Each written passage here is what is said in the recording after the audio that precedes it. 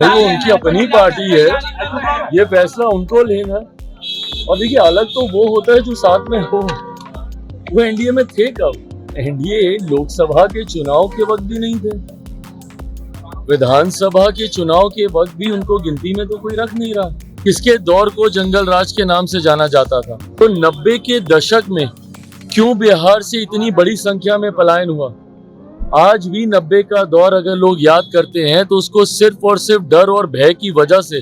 मुख्यमंत्री जी 2005 से सिर्फ उन्हीं का ही तो नेतृत्व में सारी कार्य कर रहे हैं। नमस्कार, मैं हूं श्रुति और आप देख रहे हैं इम्पैक्ट लाइव। एक तरफ दो राज्यों में हुए विधानसभा चुनावों का एग्जिट पोल आया तो दूसरी तरफ पशुपति कुमार पारस की पार्टी की 2 दिनों तक बैठक चली। इन सब के कारण बिहार की राजनीति गर्म हो गई है। ऐसा समझा जा रहा है कि पशुपति पारस एनडीए से अलग राह चुन सकते हैं। वही एग्जिट पोल में महाराष्ट्र और झारखंड दोनों जगह एनडीए बढ़त में दिख रही है, जिसके बाद केंद्रीय मंत्री चिराग पासवान ने मामले में बड़ा बयान दिया है। वे जहां चुनावों को लेकर प्रतिक्रिया देते दिखे तो वहीं उन्होंने तेजस्वी यादव पर भी निशाना साधा है। आइए आपको चिराग पासवान का बयान दिखाते हैं। एग्जिट पोल ही नहीं, जब परिणाम भी आएंगे उसमें भी आप देखिएगा एनडीए को पूरी बढ़त उसमें रहेगी। बड़ी जीत के साथ हम लोग सरकार बनाने जा रहे हैं, इसमें कहीं कोई संदेह नहीं है। झारखंड में भी हम प्रचार के लिए गए थे, महाराष्ट्र में भी हम प्रचार के लिए गए थे और दोनों जगह जाकर जो जानकारी जनता के साथ इंटरेक्ट कर हासिल हुई है, उसी के आधार पर इस बात को इतनी प्रमुखता से मैं कह सकता हूं कि 23 तारीख को जब परिणाम आएंगे, झारखंड में लोग बदलाव का मन बना चुके हैं। एक मजबूत प्रधानमंत्री जी की सोच वाली सरकार वहां पे बनने जा रही है। तो वहीं महाराष्ट्र में एक बार फिर से एनडीए सरकार पर लोग पुनः अपना विश्वास जताने की सोच के साथ उन्होंने 20 तारीख को मतदान किया है। 23 तारीख को दोनों जगह हम लोग की सरकार बनेगी। प्रभु सब उन्हीं के नेतृत्व में हुआ है, जितनी चीजें हुई हैं सब उन्हीं के नेतृत्व में हुआ है। मुख्यमंत्री जी 2005 से सिर्फ उन्हीं का ही तो नेतृत्व में सारी कार्य कर रहे हैं।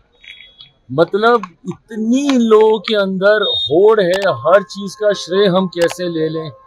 बताएं ना कि फिर अगर इतना ही विकास की सोच थी, इतना ही अगर आपको ज्ञान था कि किस तरीके से जॉब अपॉर्चुनिटीज को क्रिएट किया जा सकता है, तो 90 के दशक में क्यों बिहार से इतनी बड़ी संख्या में पलायन हुआ?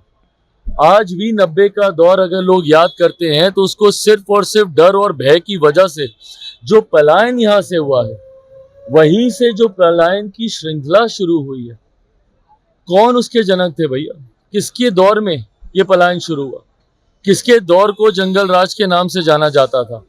आज की तारीख में हकीकत है, बिहार की जनता अच्छी तरीके से जानती कौन कितना कार्य कर रहा है और कौन सिर्फ अपना नाम चमकाने का प्रयास कर रहा है।